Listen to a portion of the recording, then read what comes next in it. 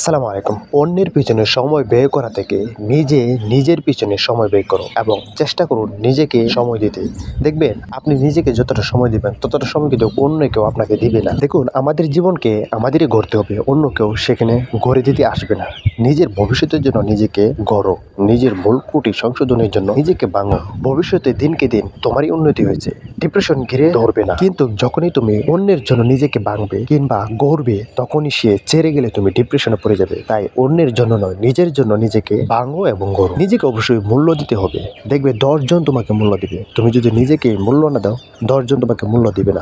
তুমি নিজেকে মূল্য না করো, মানে মূল্য না দাও, তবে পৃথিবীর কেউ তোমাকে মূল্যায়ন করবে না। আর হ্যাঁ, যা করো আর না করো, এই পৃথিবীতে নিজের থেকে অন্য কাউকে বেশি মূল্য দিতে যাবে না। নিজের থেকে বেশি মূল্য যাকেই দিবে তার কাছে মূল্যহীন হয়ে উঠবে। তার কাছ থেকে তুমি পাবে শুধু অবহেলা, তুচ্ছ তাচ্ছিল্য, এর বেশি কিছুই পাবে না। দেখুন, মানুষের জীবন চলতে গেলে দুটি জিনিস খুবই প্রয়োজন, একটা টাকা আর একটা দেখতে সুন্দর হওয়া। পুরুষের অর্থ না থাকলে আর নারীর সৌন্দর্য না থাকলে কোথাও কোনো দাম নেই, না ঘরে না বাইরে। যে পুরুষ আয় করতে পারে না, ঘরে বসে খায়, সে পুরুষ কোনো মূল্য নেই। বাইরে মূল্য পাওয়া তো দূরের কথা, নিজের ঘরের কাছে সে কখনো মূল্য পায় না। সবার কাছে মূল্য থাক আর না থাক, কিন্তু আল্লাহ তাআলার কাছে মূল্য টিকে আছে। যদি সে সেভাবে আমল করে, ইসলামিক বিধিবিধান মেনে চলে, তাহলে অবশ্যই তারও মূল্য রয়েছে। যেমন হযরত বেলাল রাদিয়াল্লাহু আনহু, কালো হলেও সে অনেক মূল্যবান ছিল।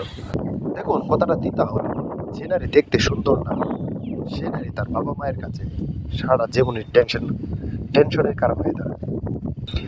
এটাই বাস্তব।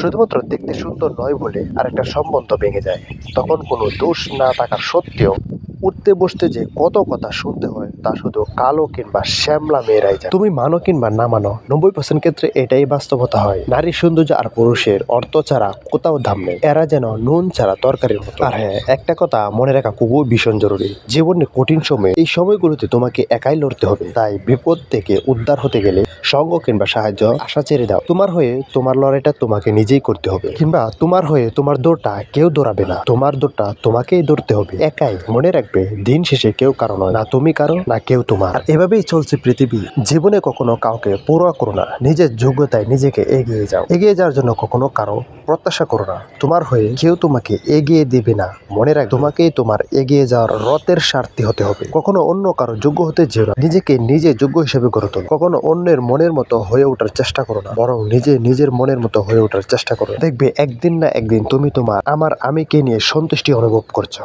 কারণ জীবনটা কিন্তু আমার এবং আমার নিজের, এটা অন্য কারণ। এখানে আমাকে একাই লড়তে হবে, যাই করি না কেন সবকিছু নিজেই করতে হবে।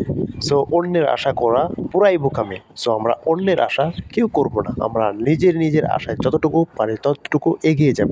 আমাদের এই ভিডিওগুলো যদি আপনাদের কাছে ভালো লেগে থাকে, অবশ্যই আমাদের এই চ্যানেলটি সাবস্ক্রাইব করে রেখে পাশেই থাকুন।